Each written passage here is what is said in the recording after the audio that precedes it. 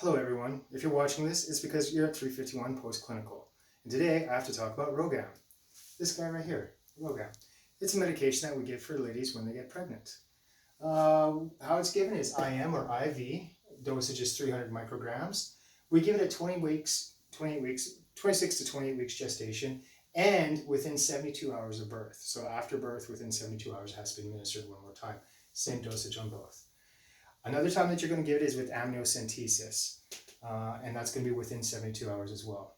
This is a list of common side effects: irregular dizzy headaches, nausea, vomiting, change in blood pressure either up or down, GI upset, and the big ones is the DIC and the intravascular hemolysis. We'll get back to that, but those are big ones to watch out for. Now, before we really get into this, we got to understand a little bit of A and P. So we're going to come back over to this side of the screen, and we're going to talk about blood typing. I'm sure we all remember type A, type B, and Rh factors, and if we don't, we'll do it real quick right here. This little guy here is a type A, and I drew the little A antigens. What that means naturally in the body is we're going to have B antibodies floating around.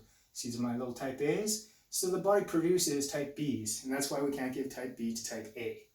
I'm going to use the example of type O negative just so I don't have to draw out all the antigens. So we have type O negative here, means I have no antigens on the outside, little proteins.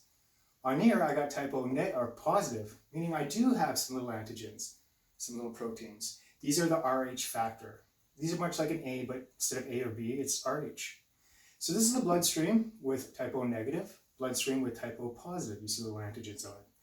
Now what happens is when we get introduced, when this blood goes into this blood, we get this. We still have type O blood cells, but now we've created Rh antibodies. This is called isoimmunization. Is immunization? Immunization. All right, so basically this blood went into this blood. Now the body created Rh factor. Real quick, I'm going to go to this little corner over here and talk about antibodies for a second. IgM and IgG. This is going back to microbiology. IgM is the first line defense. So those are the first ones that show up to the scene, and they're usually big in size.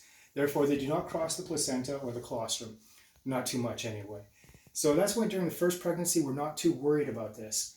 But after time, the IgMs will kick over to IgG antibodies. And those are ready for second response. I don't want to go too much into it because it's not a microclass, but the IgGs can cross the placenta and get into the colostrum. And that's where the danger comes in.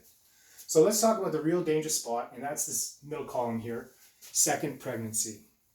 Before I get into that, let me just explain that what can happen is during delivery of your first baby, if mother is Rh negative, baby is Rh positive, there could be a transfer of blood where baby blood gets involved with mom's blood, and we have the isoimmunization occurrence right here. So now mama's blood has Rh antibodies in it.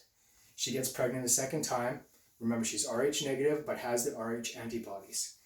What's going to happen is the antibodies, because they're the IgG size, can go across and they'll attack the fetal red blood cells. This is called hemolysis, destruction of red blood cells.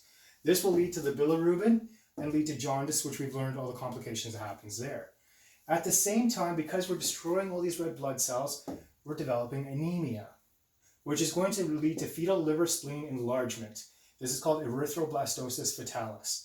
Basically, the liver and the spleen are having to work overtime, and they get large by trying to produce more red blood cells because they keep getting killed off. This will split off into two areas.